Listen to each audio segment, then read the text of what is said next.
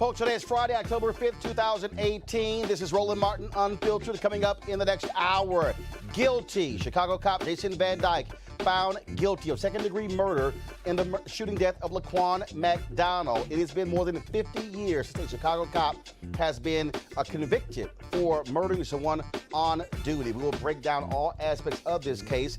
The jury, what was their decision? Also, we'll talk to a reporter who has covered the trial, plus activists in Chicago will go live there as well, and talk with our panel as well about how significant of a case this is.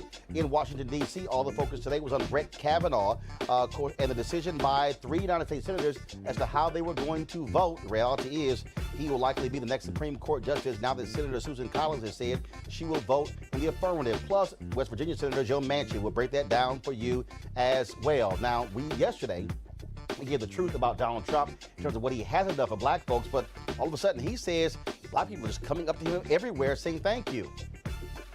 Have y'all seen his rallies? I ain't seen many black people at his rallies. Who the hell is walking up to him saying thank you? We'll break it down. Plus, the new unemployment numbers are out. Job growth is weak, but unemployment is down to its lowest level since 1969. We'll break down what the numbers show for African Americans. And also, I posted a video earlier on Instagram, and all these people just got all holier than thou and all upset. Oh my God, how dare you? Posted a video of this woman dancing. Well, sexologist Michelle Hope is going to be here, and she's not going to have a very interesting conversation about that and how, frankly, clueless some people are. Yo, it's time to bring the funk on Roland Martin Unfiltered. Let's go. Whatever the biz, he's on it. Whatever it is, he's got the scoop, the fact, the find. And when it breaks, he's right on time and it's rolling. Best believe he's knowing. Putting it down from sports to news to politics. With entertainment just for kicks, he's rolling. It's on go, y'all. It's Roland Martin, yeah. Rolling with Roland now. He's funky, he's fresh, he's real, the best, you know he's Roland Martin now.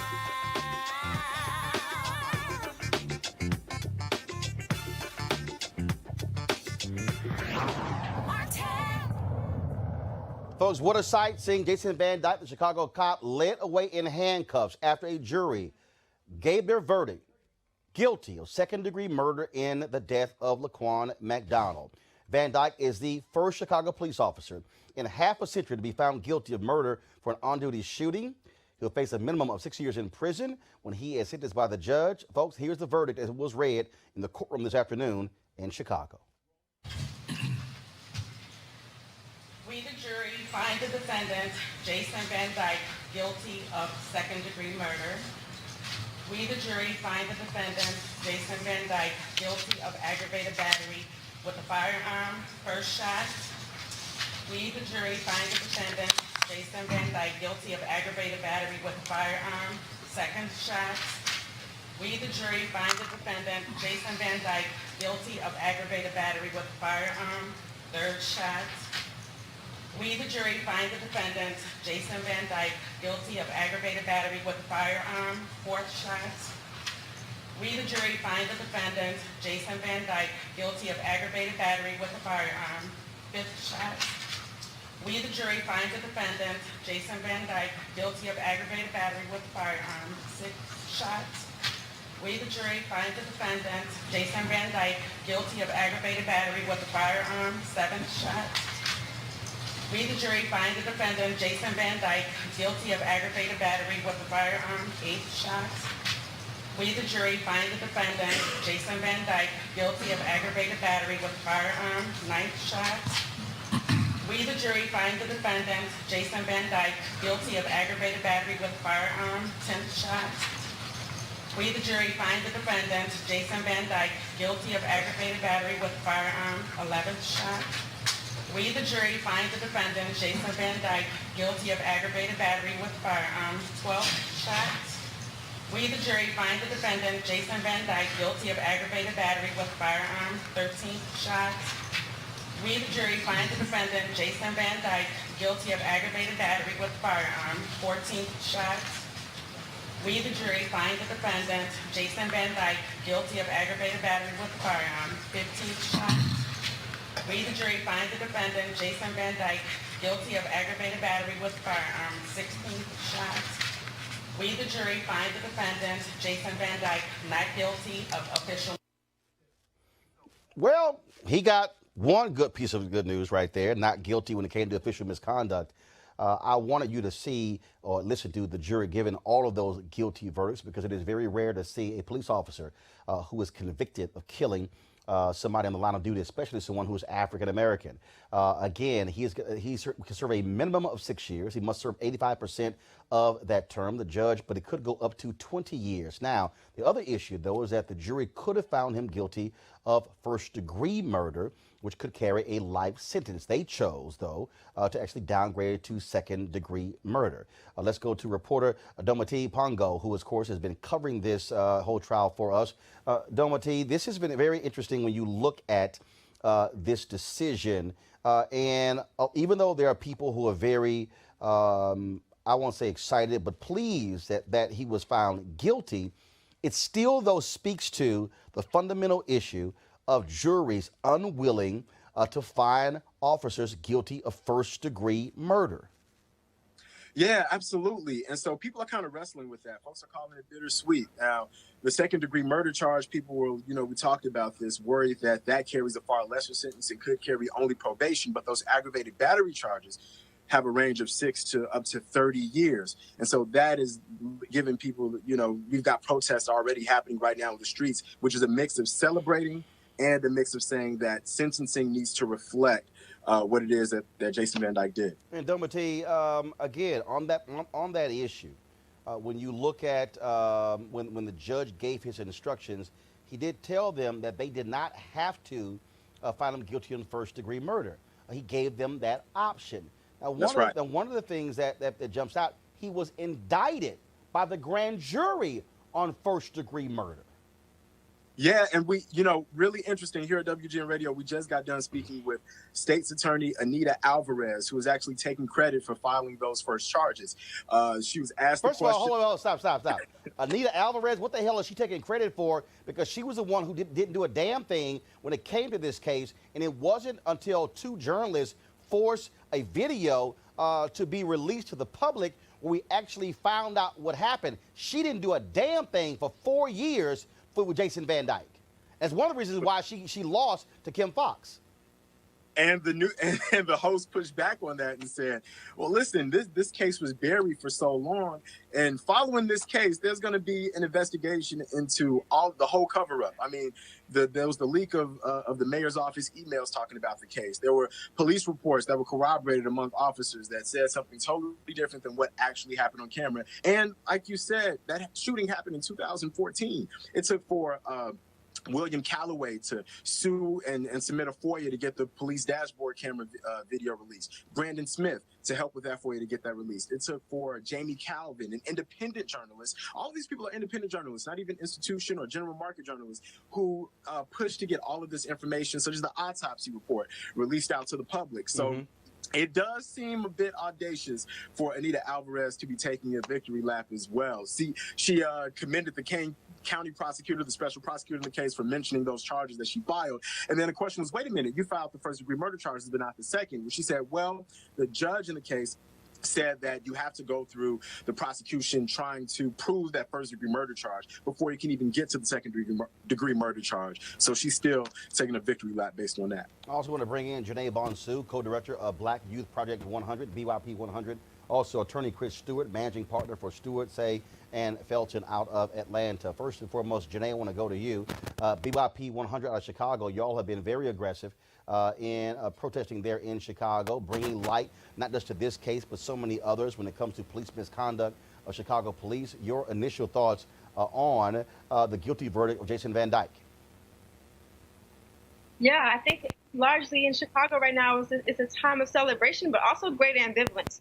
You know, I'm less interested in whether the conviction should have been a first-degree murder than I am about changing the conditions that allowed Laquan's murder to happen in the first place. You know, I mean, it's a time of reckoning in Chicago right now. This conviction, comes a month after Rahm Emanuel announced that he's not seeking re-election. You know, as you already mentioned yourself, Roland, that, you know, we fired Anita. You know, it was grassroots organizing that helped that to happen, to push her out of office, to hold her accountable, not just for this cover-up, but for her whole history in criminalizing Black communities wholesale.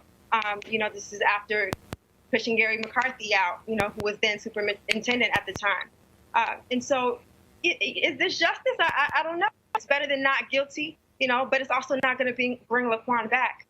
You know, the harm has been done.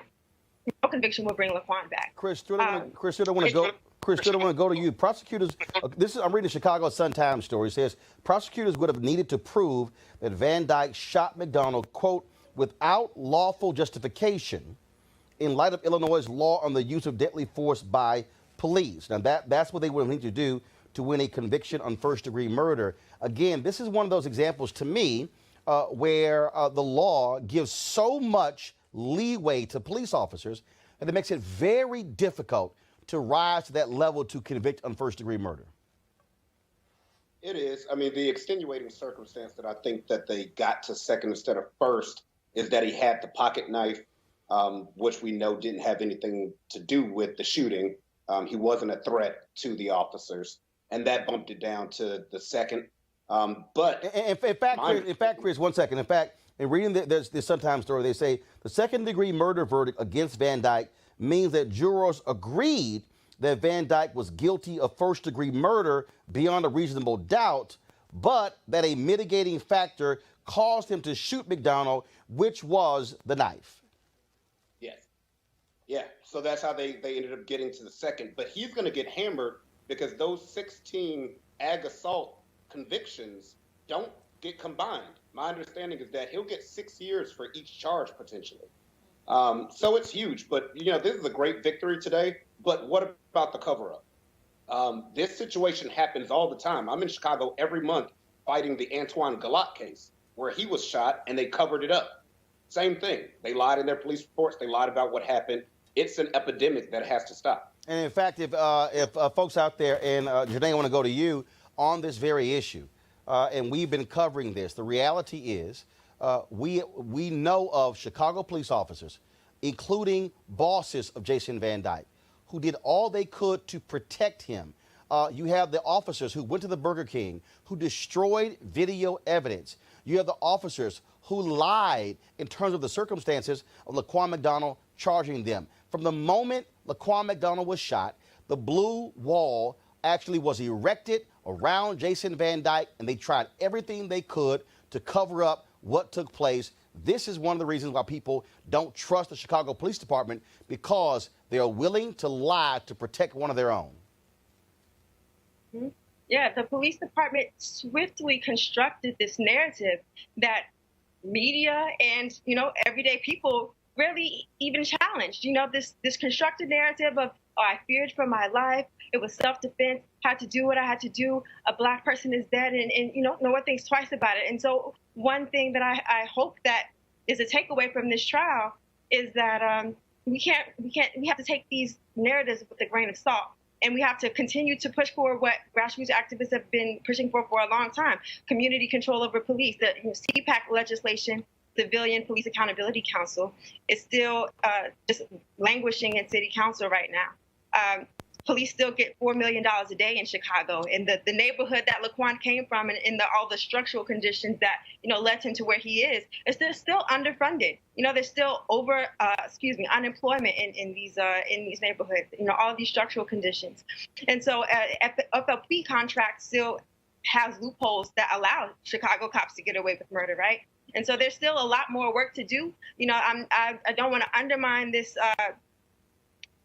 delivery of justice with the system that we currently have now, right? But there's still so much more work to do because Jason Van Dyke is not just a bad apple. He's fruit of a rotten tree, right? And so we still have to reconcile the entire institution of policing, particularly in Chicago, that we still have to deal with. And Chris, in going to you, I mean, again, it was a few weeks ago when Attorney General Jeff Sessions spoke nearby Chicago and pretty much said the stress they're under and how these consent decrees are having an impact because officers are choosing not to police. Well, first of all, you would think the Attorney General of the United States should have said to cops, do your job, even if somebody is accusing you of crimes. But what we have here, we have a culture in this country where individuals want to protect cops at all costs, and they don't care about the citizens, even in their constitutional rights.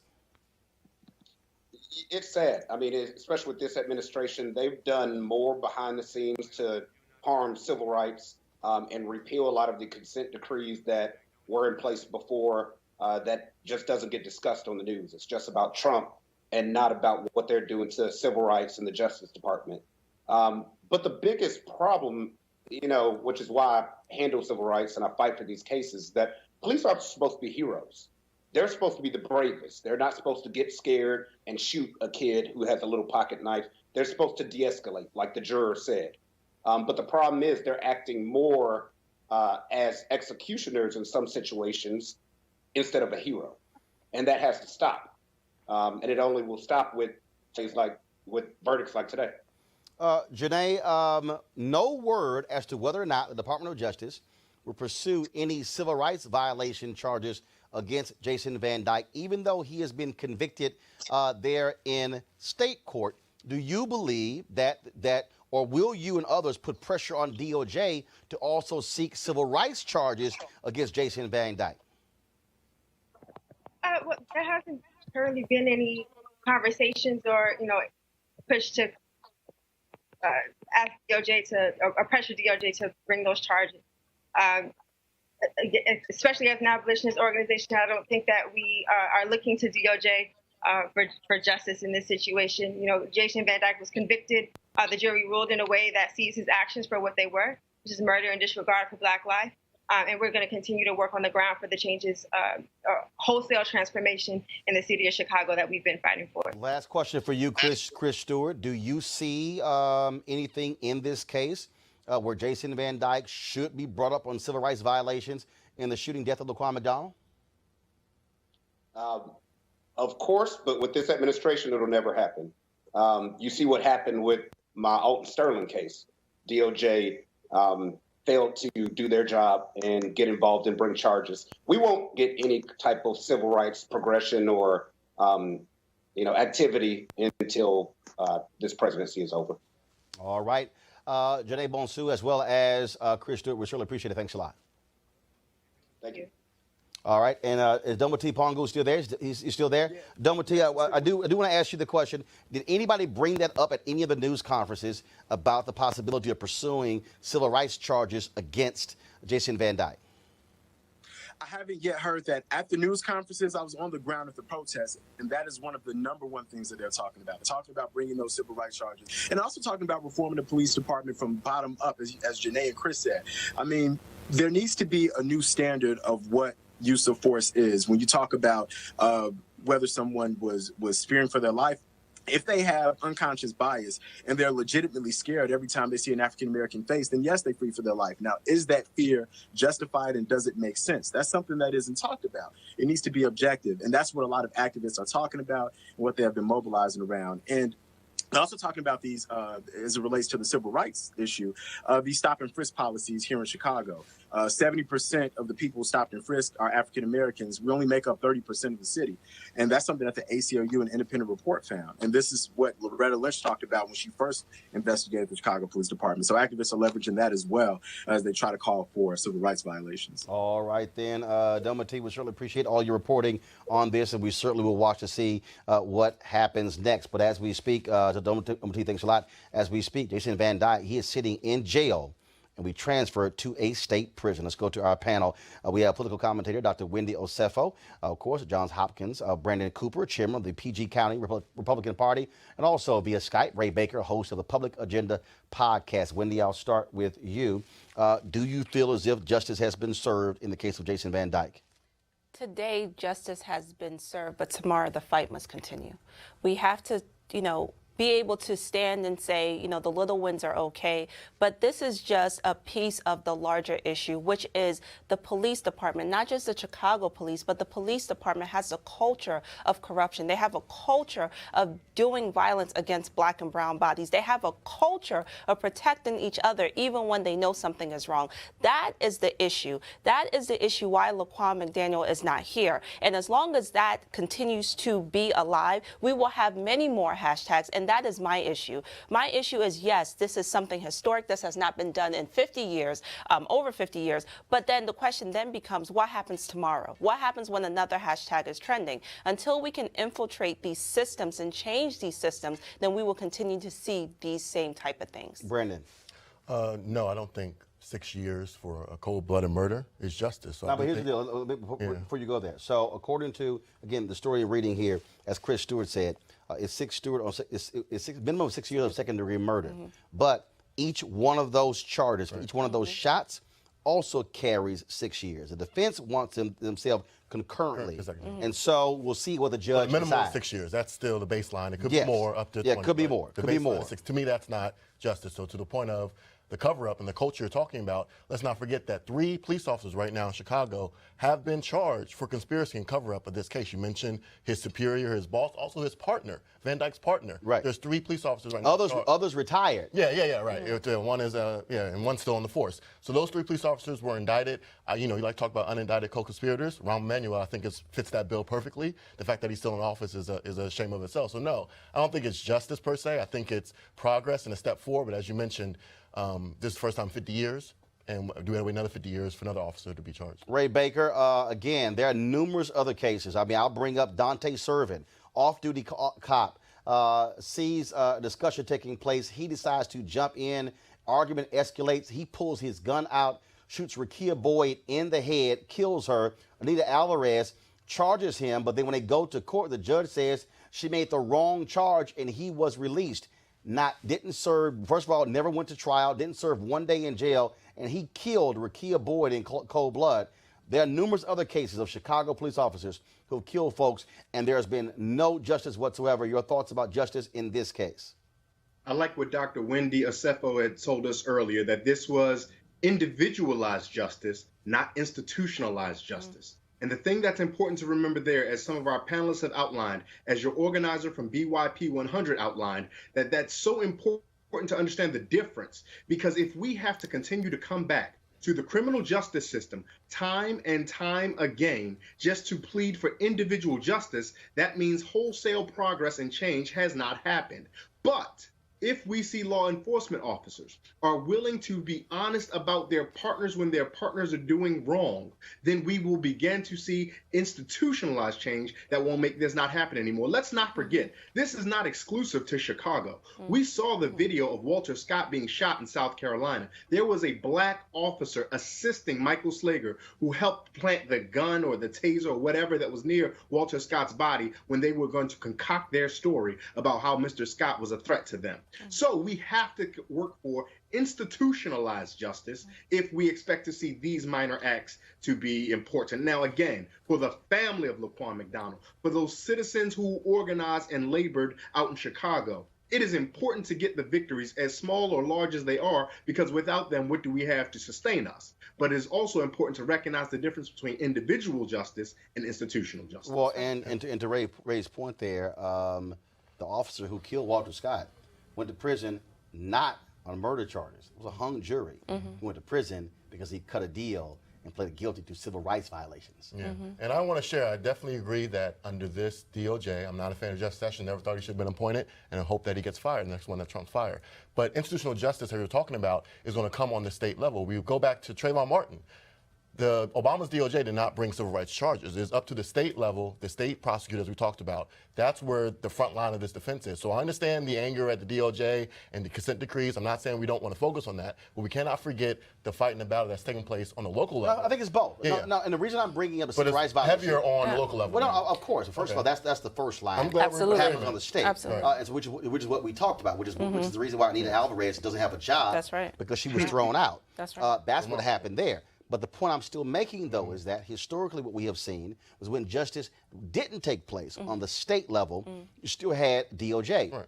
And even in this case, even though he is found not guilty of second-degree murder, DOJ can still pursue That's right. civil rights charges. That's right. But what we have now, though, is the Department of Justice under President Obama, and I would say it's even worse under Trump, in that the DOJ is so skittish where somehow in their mind, if it is not perfect, they won't even attempt to pursue a case, as opposed to saying, wait a minute, look, try the case, and if you lose, but don't do anything. Right.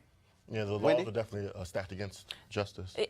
And I think that that's the big argument here is we have to do something. And yes, this is individualized and it's something for us to celebrate, but we have to look at the bigger picture here. And the bigger picture here is coming from someone who lives in Baltimore and was on the ground when everything happened with Freddie Gray. This is something that continues to happen all of the time. And as the mother of two black boys, I'm coming at this from a personal level. Like, yes, I'm sure that the family of Laquan feels a sense of relief today, especially like how the jurors called each count one by one with each bullet. However, we need to make sure that there is not another Laquan McDaniel, because that is when we are going to see big time change, and that's what we're looking for. Well, again, hopefully Ray Baker will see these changes in the police departments, but here's the thing.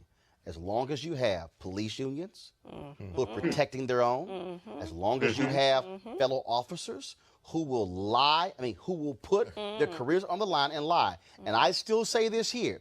This is very simple. If Ray Baker or Brandon or Wendy or myself, if any of us filed a false police report and lied in it, we can be pursued on criminal charges. Yes. I fundamentally believe that it should be put in every single one of these contracts. If an officer lies in a police report, automatic firing. That's right. Not suspension, not discipline, automatic firing. And what should also happen is that it should be in there. If an officer is convicted, again, lose that pension, lose the money, because as long as the city taxpayers are paying for their defense, Ray, they're going to keep doing whatever. But you hit them in the pocketbook, it's going to change their behavior. Yeah, I think you hit a really good point there, Roland. And one of the things we're seeing, and this is, I'm coming as a person who has done some work on behalf of and in defense of labor unions time and time again. The unions for police officers largely are not functioning in the way that any self-respecting labor union in the United States has functioned for a number of years. They are functioning ostensibly as gangs. And this is not my idea. Charlene Carruthers, who's out of Chicago, has echoed this initially. They are functioning in gangs in ways that protect people, that create this idea of individualized bad apples, where in almost any other line of work, a bad apple may have an adverse situation with someone they serve. Whereas in law enforcement, when they have a bad apple, it is taking people's lives. And we can't afford to continue to have situations where people's lives are being lost because of these so-called, air quote, bad apples. Maryland, for example, I know Brandon's familiar with Maryland. I learned that Dr. Osefo is from Baltimore as well. And Maryland, for example, has what they call the LEBOR, the Law Enforcement's Bill of Rights, which means should a law enforcement officer have a situation where a citizen dies in their hands, that law enforcement officer has up to a week to organize their thoughts, their plans, and then before they have to go and give a report and accounting for. That's not so for any other profession. That's not so for any other. If you have a car accident with a bus driver, that bus driver has to get out there and give their statement at that moment. I'm sure the folks from the ATU would happily take a week to get their story together, but we have to find a consistency if we want to have accountability. But ultimately, we know we don't have this because police, unfortunately and sadly, have not functioned as what we heard one of your previous guests say, which is simply to be the heroes of our society. They've functioned to protect property and class, and more often than not, that means whiteness. All right, folks, let's go to our next story. Today in Washington, D.C., all the attention was on Supreme Court nominee Judge Brett Kavanaugh. The question was, who would vote for him?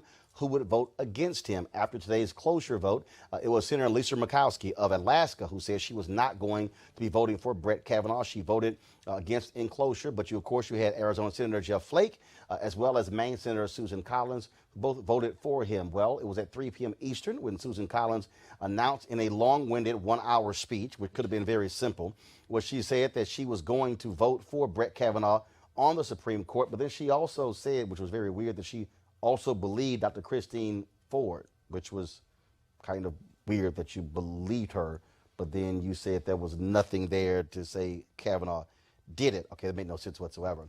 And then shortly after she made that decision, it was Democrat Joe Manchin of West Virginia who came out and said he was going to vote for. So as it stands right now, if all of these votes line up, he will be confirmed with a 51-49 vote. Mitch McConnell, you remember him, the one who held open the Supreme Court seat for 243 days after Merrick Garland was appointed by President Barack Obama. Here's what he had to say.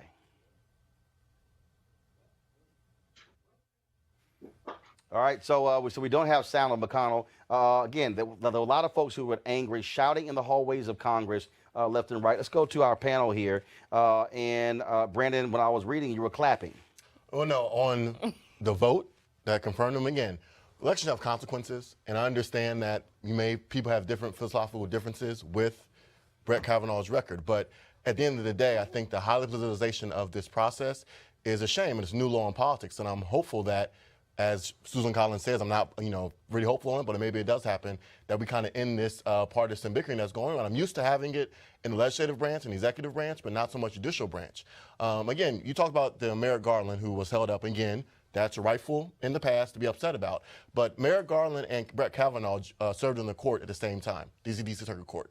They share 97% of the opinions. They were on the same side. So this idea that Brett Kavanaugh was some type of radical, extremist vote, it was not. This was a display of politics that we saw in the nation. So if they shared 97% of the time, why in the hell did Republicans give Merrick Garland a hearing? I'm not saying I agree with that. Again, that's politics at play. No, wait. Politics at play. No, hold on a second. So if you criticize the politics of Democrats now, there we go. I said both sides. Okay. Both sides. Were Republicans wrong? Yes. To not give Merrick Garland a hearing and take an up or down vote? Yes. 100%. I said that many times. They should have voted. If you want to vote no, vote no. But I believe that the president, whether it's Obama or Trump, the Constitution gives them great leeway. That's the consequence of election. And the only thing the Senate should do is advise consent on the qualifications. And we've seen it not just this year, for the past 20 years, a slow drip towards partisanship in this process. You know what? I just think it's really shameful that you're here talking about philosophies and ideologies when we all know that the opposition against Kavanaugh was not based upon that. It was really based upon, largely now, what we're talking about, what has led to the dramatics and the sitcom-like rolling out that we have seen within the last week has been because of the accusations levied against him. So as a woman, I am looking at you and I'm just raising my eyebrows because we are continuously under attack. We have a woman, Dr. Ford, who came forth and said, this is what happened to me. On top of that, we also have individuals that he went to school with saying that the Brett Kavanaugh that he categorized himself to be is not who he was. So excuse me, let me finish. Let me finish.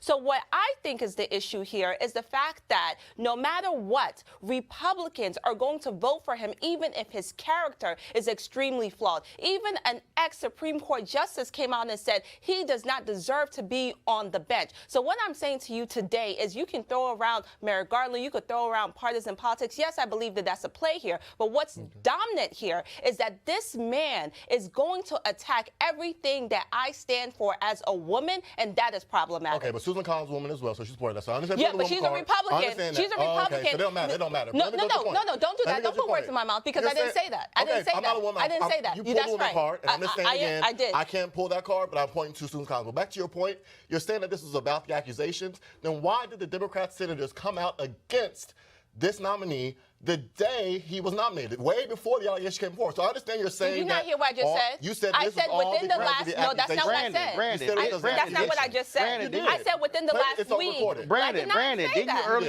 didn't you earlier say politics? I mean, No, I'm saying, but you're trying to make this more around this These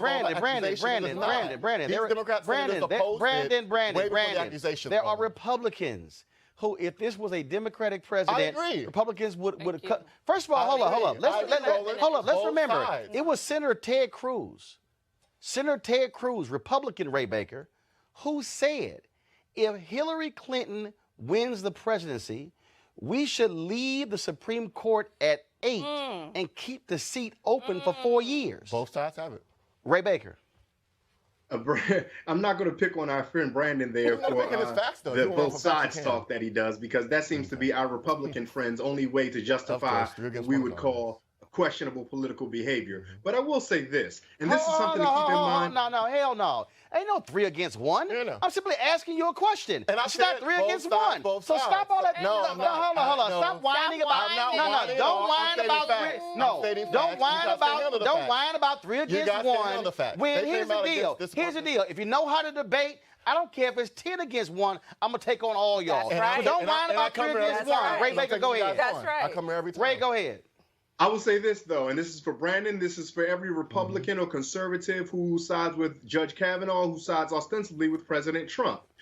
To side with Judge Kavanaugh, to side with President Trump, does not indict you yourself of being a sexist. It does tell the rest of us, though, that sexism isn't a problem for you. That's right. And that's problematic for a number of us. That's problematic for me. That's problematic clearly for Dr. Asefo. And that's clearly not problematic for Susan Collins. And I understand that you referenced her, but Dr. Lawrence Brown of Morgan State University tells us that identity is not the only thing that matters when it comes to representation. You can't have diversity for sake of appearance if that diversity is still representing the hierarchical oppression of the power class. Susan Collins epitomizes this time and time again. So we have to say that. The second point we have to say is that Mr. Kavanaugh has demonstrated, by according to the American Bar Association and according to a number of other neutral judicial parties, that he would be a rather conservative, in fact, more extreme, more than Judge Gorsuch, more than Justice Alito, more than Justice Roberts, Supreme Court Justice. Now, to your point of elections having consequences, fair enough. So they do. So too does voter suppression have consequences. So if we're going to talk about who won elections, and if we're going to bring this back to elections, then let's have a wide macro level scale with that conversation. But I don't imagine that's something that our Republican friends want to do, because they overwhelmingly are the ones who tend to rig the electoral game. So if we want to have that conversation, we're not going to have it in a well, both sides do wrong kind of way. We're going to have it in an honest and sincere kind of way. And those who are wrong have to be wrong. And those who just don't have that much of a problem with sexism have to be honest about that. Okay. Brandon? Okay, 2 points to that. You said the ABA, American Bar Association, they gave him a unanimous approval, their highest rating for Judge Kavanaugh. Brandon, are you leaving something out? What did I say? Are you leaving something out? Are you leaving something out? I'm not. They reopened it this Ray? week. Yes, they said that they were going to reopen investigation and relook at how they rated him, given the new information they found out about him. So yes, Brandon, when they first nominated Brett Kavanaugh, Brandon, go ahead. Brandon, 1 second. Brandon, the only reason I bring that up, because when Susan Collins did it earlier, she conveniently left out that the ABA was doing that. But go ahead. You said that he was way more conservative than Gorsuch and other people. I'm saying again, if you look at the record, 97% in lock and step with Merrick Garland. I understand you're making this point. As a Republican activist, we were disappointed that he did not pick a more conservative pick. Brett Kavanaugh was, I know you don't agree with this philosophy, he was the easy pick. They thought they can get him through. There are 6 other people on Trump's list who are way more conservative than Brett Kavanaugh. Do you have not read the list? They were way more conservative. Again, I understand it's not the list that you will want. No. First of all, I understand that. It has no, Brandon. Let me finish. Brandon, Brandon, it has absolutely nothing to do with my thoughts on a list. The reality is this here. The only reason Mitch McConnell said Brett Kavanaugh will be far more difficult to get through was because of his long paper trail. No, Mitch McConnell said to Trump, don't appoint Kavanaugh, not because he wasn't conservative, but because of the long paper trail serving the Bush administration. I understand. But this idea that he's not conservative enough, bro, come on. Bro, come on. As someone who is a conservative, go Brandon, back. Brandon, here we go. he was perfectly, I'm listening. He was raised up by the Federalist Society. What are you talking about? Because, Roland, I'm telling you this. If you go to conservative activist lawyers like Mark Levin, who was an attorney general and chief of staff under Reagan, the criticism from the right, not your side. I understand that you. No, hold on. Let me help you out. Let me help with your side. Let me finish. First of all, it's not my side. Because, see, I know folks on your side. I know folks on Ray's side. I don't play the side game. Let me know when I can finish my thought. No. I'll let you finish, but I'm going to correct you. See, I don't play the side game. The side I'm on is truth. And the truth is Brett Kavanaugh is a far right-wing conservative judge. Brett Kavanaugh, when he was being doing the testimony, he said in the hearing, he said, I'm a Republican, I'm a conservative Republican, and I am a supporter of George W. Bush. His own words. Yes. Okay, can I finish now? Go. Okay, go back to this again. I understand you want to throw around words like far right wing. I know that's just buzzword, a trigger word. Come on. There's no definition to that. Again, let me finish. Can I finish? It's a fact. Let me go back. Can I finish my thought? You're debating Can I get a thought through? facts. Okay. Go ahead, Brandon. Go ahead. Go ahead. Go ahead. Well, Go ahead. Now, hold on with it. Go ahead. Go ahead and explain to me how he somehow is moderate. I'm not saying that. What I'm saying is this word has no definition, first off. Secondly, I'm pointing out it got the fact, definition. It does not. First off, I'm pointing out the fact also was that when Judge Kavanaugh was first appointed to D.C. court, he had to go through the Senate too. Was this divisive then? No, he got over 80% of the vote. Oh, hell, Brandon, do you want to go there? Loretta Lynch sailed through twice in the United States Senate. Republicans held up her. Again, No, one second. Both sides are opposed. Don't point me as a partisan. Don't whine by saying, no, Brandon. No, what you're doing, Brandon, you're saying, oh, my God, he got 80% of the votes. You would know as I know, when you go higher up, especially the Supreme Court, it's a different level of focus. Okay, y'all want to pretend like he's some controversial pick. He is controversial, and every time you say that, it's a slap in the face. Wendy, make your comment. Ray Baker, Brandon, final comment. Go ahead. Brandon, I said Wendy. Go. My comment is I do agree with you on one thing. Elections do have consequences. And now what we have to do is we have to know that at the end of the day, November is going to be a key moment for a lot of people. When people say, why does Kavanaugh matter? Why does this things matter? We have Supreme Court cases that are not even up yet that this guy is going to oversee. So yes, Kavanaugh is going to sit on the bench. But I want you guys to remember things like Madison versus Alabama, where it's going to decide whether an individual who is incarcerated can be executed if he has a mental disorder. We're going to think about Nielsen v. Prep, where it decides issues around immigration. So yes, all of these things matter. So we have to make sure that we're not just looking at Kavanaugh in a vacuum, but to understand the bigger picture, which is he is going to sit on the bench and decide a lot of key votes. And that matters. So yes, elections have consequences. Ray Baker? I'm curious that there are more people than simply Judge Brett Kavanaugh who would do such things, my opinion, heinous things, as roll back Roe v. Wade and things of the sort. But why must they choose a man who, by many intents and purposes, is a sexual assaulter to do this? And so if my question becomes, if this is so important to you ideologically, because there's not anyone who's never committed a sexual assault that you could find to do this. Is there not anyone who did not have a habitual raging beer drinking problem in undergrad or in their high school years that you could find to do this? Is there not anyone with any type of moral upstanding character from the party of personal responsibility that you could find to do this job? Brandon, final comment? Just 2 points on this again. I understand you like to throw around Roe v. Wade and all this other stuff like that, and I agree that it's an important precedent that's been established. But this same argument was made against Souter, and again, please don't interrupt me, a Republican nominee who was appointed. The what is it called? Planned Parenthood and all those organizations actually had pens saying that women will die if Souter is nominated. He actually ended up voting to reaffirm the pro-life precedent. Now, step by step. Can I finish? Are you saying Kavanaugh is Souter? No. What I'm saying is, again, these same arguments that my friend Ray Baker is making, these same exaggerations that, oh my God, if he's appointed, they're going to get rid of Roe v. Wade. That is dusted off from the same argument they used against another Republican nominee 20 years ago. Are these the same? Hold on. But that nominee ended up reaffirming that. So all I'm saying is, this fear-mongering that Ray Barker is trying to play is great, but it's been proven wrong in the past. Didn't your side say Kagan and Sotomayor?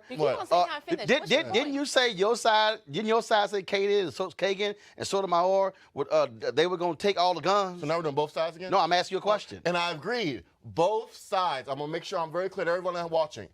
Both sides play politics. I never ran away from that. But we're talking right now about Brett Kavanaugh. Exactly, Ray Barker. If I can just finish with this. Yeah, go ahead. I know we don't want to play the identity card. You did the women card earlier. As a black man, all I can say is this. I understand you, in your mind, these accusations that the FBI have found are not corroborated are set in stone as fact.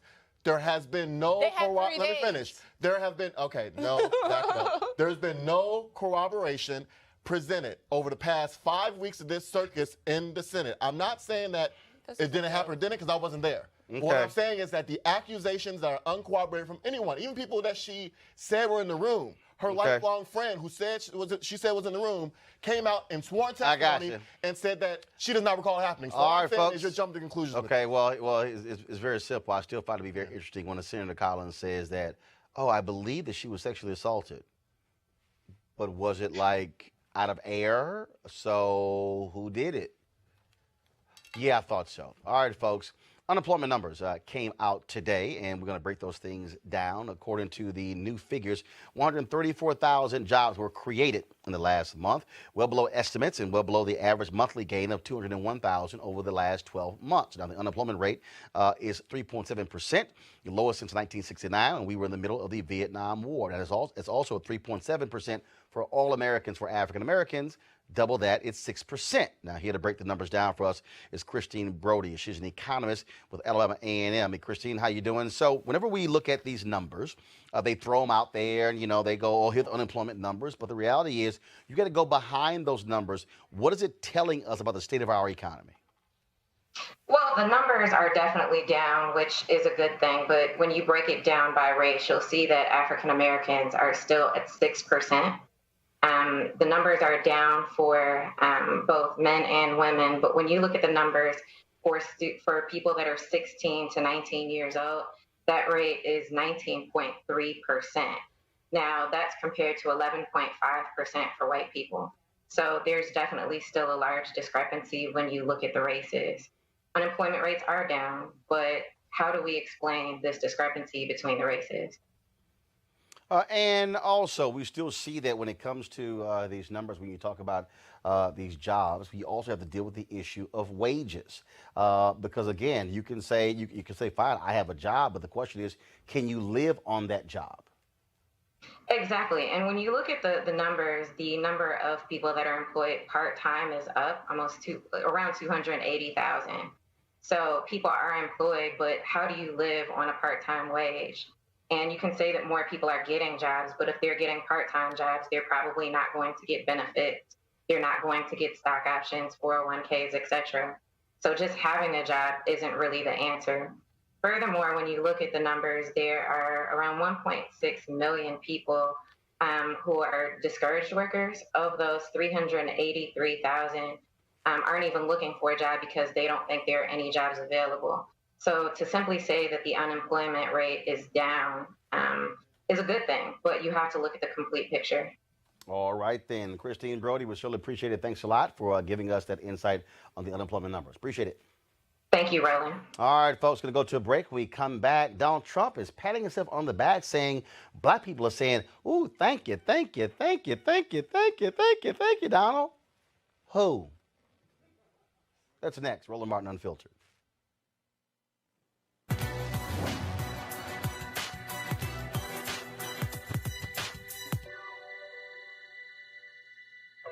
How many must die before we can really have a free and true and peaceful society? Civil rights activist Coretta Scott King.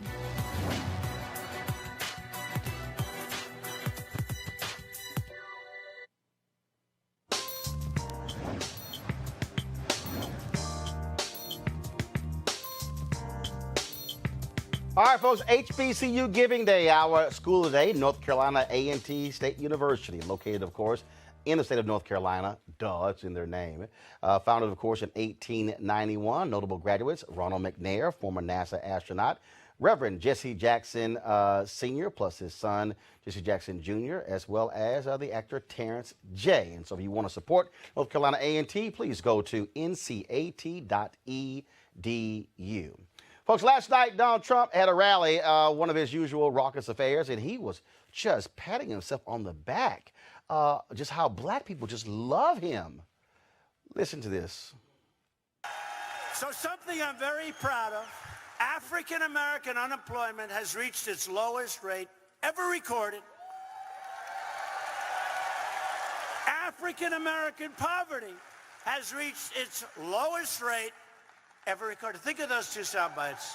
The lowest unemployment, the lowest rate of poverty. So think of this. I don't know what happened to the sound there, but let me go to our panel, of course, Wendy, Brandon, and Ray. Brandon, I love it how Trump loves to talk about black people in front of these all-white rallies. Yeah. Okay? He won't come talk to black people. He won't do black media. You won't see him do a town hall in front of black people. It's not like he will sit down with civil rights activists, actually have a discussion. He'll have a hand-picked group of black pastors he'll speak to, and then he'll tout all this sort of stuff, and nobody gives any pushback when it comes to facts. I can lay down a litany of examples where his policies have actually been a detriment to black folks. What's up with the whole patting himself on the back like black? Okay, so y'all now have the tape fixed. Okay, now y'all want to hear him say how black people are thanking him left and right. So press play. Think of those two sound bites.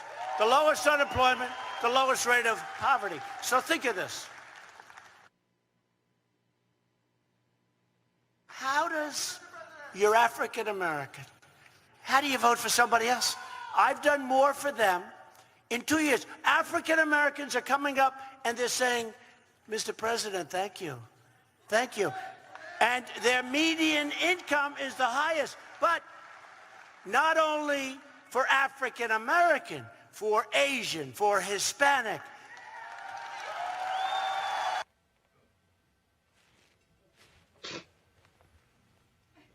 I'm looking for these black people. I'm looking for these black people. I'm trying to figure out where are they located. Brandon, what the hell is he talking about?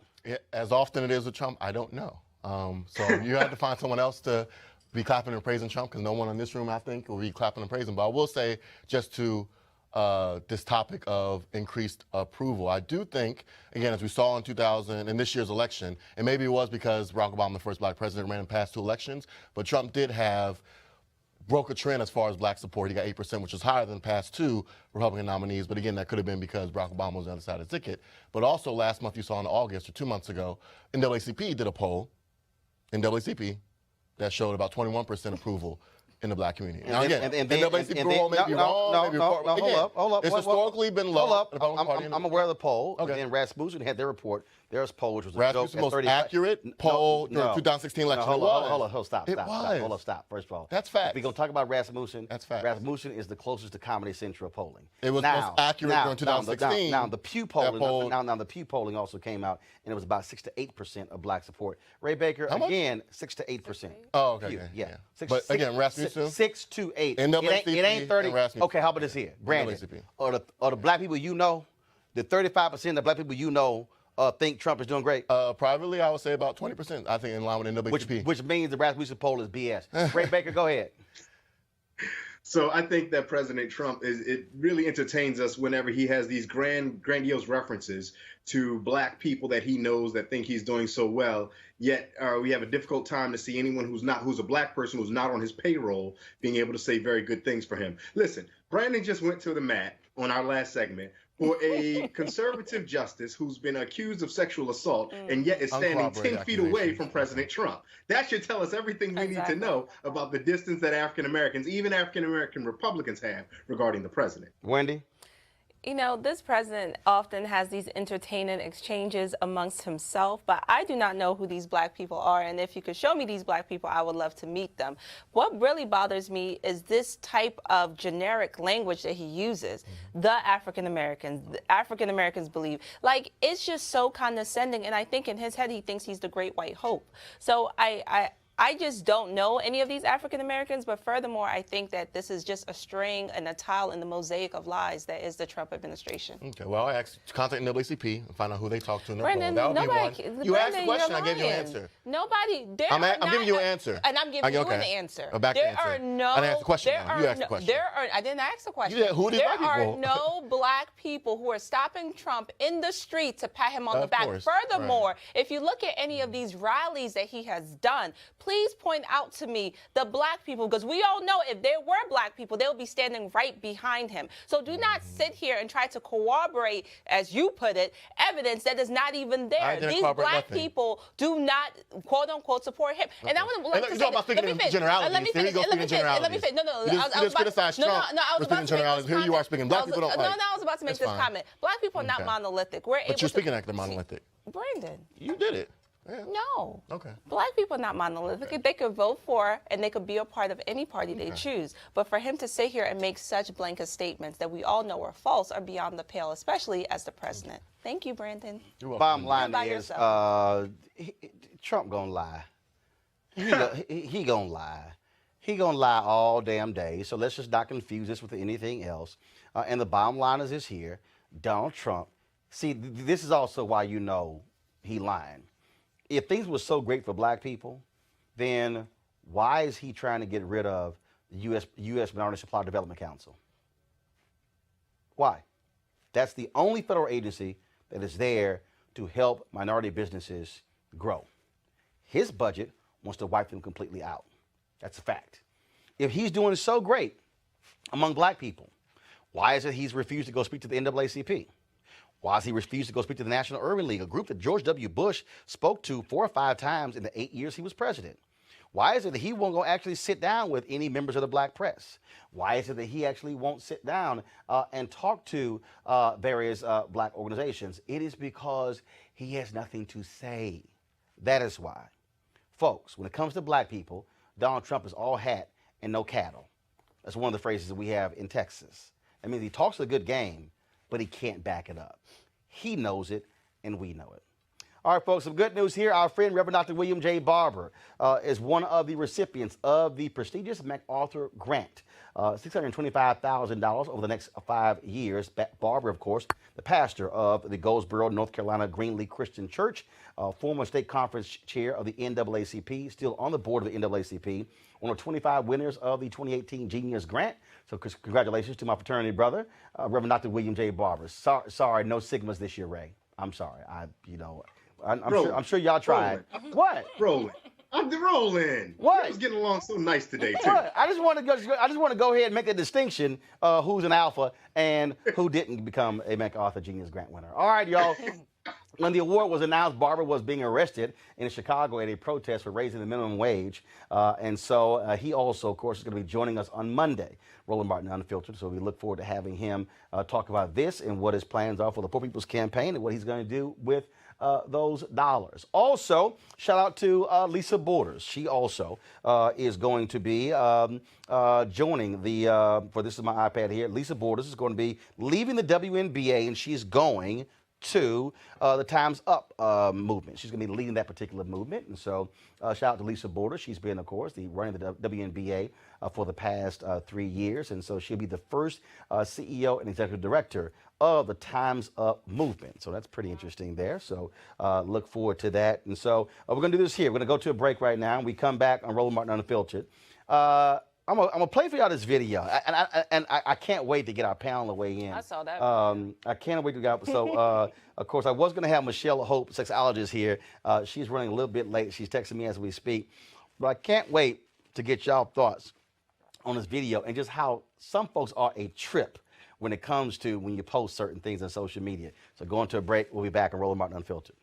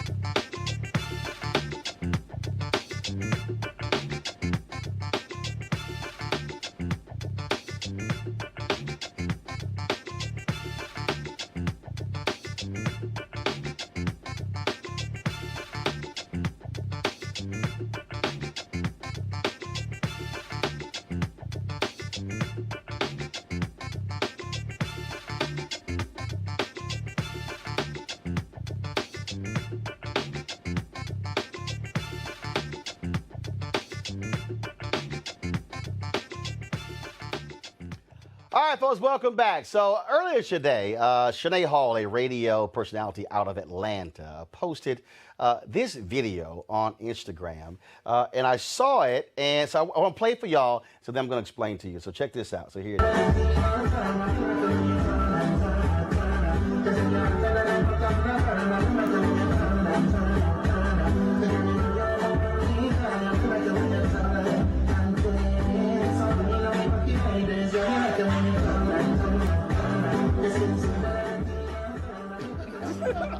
So I posted the video, and I said on it, because first of all, when I saw the video, I then Shazammed the song, because I love soca music. Shazam didn't come up. So I was like, okay. So what I've done beforehand, I asked my followers, yo, who knows? I said, first of all, the Caribbean sisters getting it in. Who knows this song? People like, oh my God, you ain't posting that because of the song. Even though previously I had posted folks asking about soca music because I couldn't actually Shazam it. So all these people start posting, oh, you trying to be slick. Oh, my God, you shouldn't be doing this. It's inappropriate. You a married man. What would your wife think? And I'm sitting there going, are y'all that damn crazy? Losing your mind over this? I said, and actually 10 minutes after I posted this, one of my Instagram followers told me the name of the song, Turner, by Kevin Little, who calls himself the Soca King. Now, what I find to be interesting, this is where I want our panel with, what I find to be interesting is, and I also said this here, I said, clearly a bunch of y'all have never actually traveled to the Caribbean. Because if anybody has gone to, and I've been to St. Croix, St. Thomas, Barbados, been to Jamaica, been to the Bahamas, been to St. Kitts, hell, been to Miami. Yeah. If anybody has gone to any of those places, that ain't nothing. But it's interesting. Or I've been to Ghana. I've seen African dance as well. If y'all really want to go there, we can show you the Coming to America scene choreographed by Debbie Allen with the dances as well. But it's interesting how black folks go, oh my God, what are you doing? You should be showing that. Whenever you go to any of those black countries, that's just a regular part of how folks dance. What's up with us? Are we somehow like, oh my God, oh my goodness, what's wrong with you? Go ahead, Wendy. Don't be scared. Right. I think it's a regular part, but I also think that there is a sexual connotation to it. And I'm coming from a Nigerian, so we dance. You know, we What's call the sexual connotation? Because when a woman is moving her hips in such a way, it's in a sense, it has a sexual nature to it. You know. But she's dancing. But she's dancing. So when I was in St. Kitts. When they had Carnival. That's not even close. Right. No, actually, that was like light compared to what I saw. Yeah, that's what I'm saying. That's what I'm saying. But I'm making the point though that I watched some of the reaction from some of these people, and they actually losing their minds, and I'm going, seriously, if you actually go to any of these countries and you hear that type of music, that's how folks are dancing. Yeah, I think it shows, like you said, the ignorance of our culture. I mean, it is part of our culture, whether you're going to South America or Africa, the same thing. It shouldn't be as foreign as it is, but here in America, it kind of is a little bit foreign. But to that point, I'm glad you didn't show the video of you and Jamil Hill. I thought that was about to show on there. Okay, all right. Please don't show that video. No. Please don't show that video. First of all, I can show what I want to. Okay, and so same thing. I played a bit. So here was me and Jamil Hill getting it in at NABJ. No. Oh, that's different. Lord. Hold on, no. Hold on. No, what's different? Because it's two of us in the video and it was 5 seconds long? No, that's different. That was playful. That was two friends enjoying themselves. Like, that's different. I think it's What? Ray Baker, go ahead. I mean, I just find it really interesting, Ray, how all these folks were just going crazy, and it's like just how dare you? And that what really got me was that's just inappropriate as a married man to post. My husband would not post that. Roland, I would channel our good friend Dr. Greg Carr, who spends a lot of time talking to us about Black people in the United States simply being Africans in the U.S. And so what I think you saw there were a lot of the folks that are responding to you are folks who were so good at being American, they forgot how to be African. Right? Those who the African Americans are. Because in many ways, our dance, our culture, our joy, our celebration is vibrant, is fun, and it's engaging, and it is not repressed.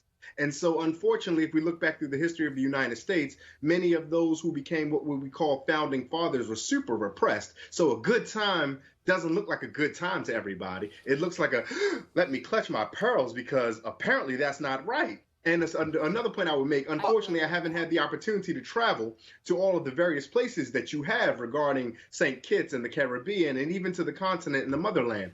But I will say this, if you go to a party at an HBCU campus, at some point they're going to play, the soca music. And so as a little brown boy from West Baltimore, I learned soca there. As a little brown boy from West Baltimore, I learned about what the Yoruba and what the Igbo people would get down to and how we would rock to. Because in one way or another, we all are going to get this mix and get this party. So if First you of all, see music and you they ain't got to play soca. They going to play Back That Ass Up by Juvenile. Right. No. Right. See, if we're going to have this conversation, let's have this conversation. Let's have it. And so the truth of the matter is, EU, don't hide behind DC, soca. the butt. Don't hide behind soca. Just say No. See, that's where you're wrong. That's what I'm saying. I ain't hide behind soca. I think that's what you guys are saying. You guys are saying culture. No. That's I'm not true. hiding behind soca because I'm telling you, as somebody who previously heard a soca jam, Shazammed it, couldn't find it, I posted on Instagram saying, yo, does anybody know this song? So that was the only video that had that soca jam? Hell, I don't. Okay. That's what we saw. Okay, hold on, Wendy. How am I gonna find another? I'm talking to you like you my husband. I'm talking to you like you my but I ain't your husband. So is that the only video? I help you out. Is that the only video? Is that the only video? Okay, hold on. Let me help you out. How am I gonna find a song with the video? How am I gonna find a video with the song when they don't know what the song is? Hold on. Let me repeat it, because since you're a doctor and all at Johns Hopkins, how am I gonna find a video of a song when I don't even know the name of the song? And the point of posting it was, do y'all know the name of the song? Okay. I thought so. See, it's amazing how when you get to the reason why you actually did something, how they get real quiet. But all these opinions and others, all these opinions, the only opinion that matters is what did your wife say? Oh, hold up. And matter of fact, on one of these posts, she answered it. She said, who? Stay in your damn lane. Oh, yes. That's settled right there. But see, that's the other piece right there. When you have people, because when you say, oh, my husband would have posted this. If he did, whatever. If she posted it, whatever. I think we got people who got too many damn hang-ups, who also probably the reason they tripping because they got questionable issues in their marriages. No. Don't do that. Don't do that. Let's not do that. No. I'm telling you. I've been married for 7 I'm looking at the years, comments. going on 8 years. Oh, that's cute. That's fine. Yeah, we about to hit 20. But go ahead, Ray Baker. Go ahead. Well, look. I am putting my hands up and slowly backing away like the Homer Simpson meme because I have no ring. I am not a married man. I have no dog in this fight. But I do think it's interesting that you bring that up, Roland. And you were right, man. I mean, there are a number of Americans who face a great deal of repression. We police what women can wear. We police how women ought to dance. We police all this about women. We police it time and time again. When in many parts, it just strips them of their humanity. And part of their humanity, part of our African humanity, is just the funness of music, of dance. You alluded to it, and you're right. We're not hiding behind soca. There's EU's the butt. There's Juvenile's Back That Thing Up, and that's the clean version. There's tons of ways. This unfiltered. Back that ass up. Cisco, the song. Come on now. No, and here's the deal. Trust me, I know somebody saying, yeah, but you a man. Let me say it again. I ain't apologizing to no damn body for posting it. And guess what? I got the name of the song, which is what the whole point is. Then I posted another video of me listening to the song, letting the folks know. And so it's real simple. If all y'all folks so damn uptight, yeah, I want to see you at the next black tie ball where you got your gown on and your suit on, and all the songs Ray mentioned come out, and all the songs I mentioned come out. You're going to have your butt on the dance floor, getting your groove on, dropping like it's hot, backing that thing up, whining, twirling, spinning, and twerking. You know it, and I know it. And guess what? I have seen PhDs do it. I've seen reverends do it. I've seen CEOs do it. I've seen all kind of folks do it, men and women. So why don't we stop fronting when it comes to putting something out publicly when you know damn well that's what you do? You don't want nobody to know. See, I ain't scared. You know why? Because I'm a grown-ass man. That's the difference between me and some of the rest of y'all.